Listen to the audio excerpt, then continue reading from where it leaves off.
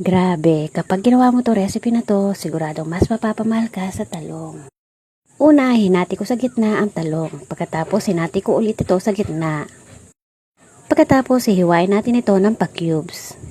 Depende sa inyo kung ilang talong ang inyong gagamitin sa recipe na gagawin natin ngayon.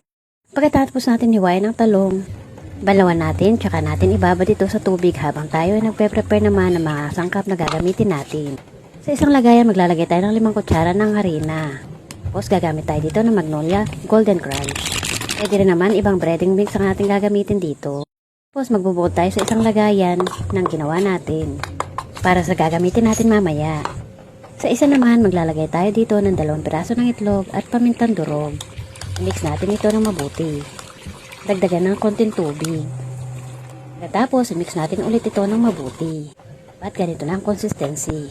At sa binukod naman natin kanina, maglalagay tayo ng pamintang durog. Mix lang natin ito ng mabuti. Unang ginawa naman natin, ibabad natin dito ang mga hiniwa natin talong.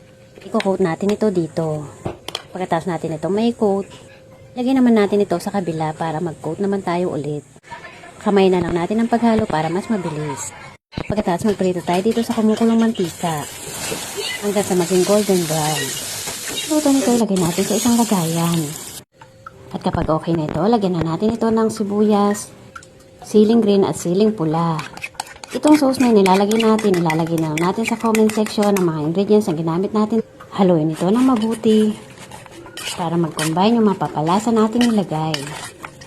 At ayan, nakagawa na pala tayo ng dinakdakang talong. Try mo na rin to mga maret, napakasarap. Paki-like and share. Thank you!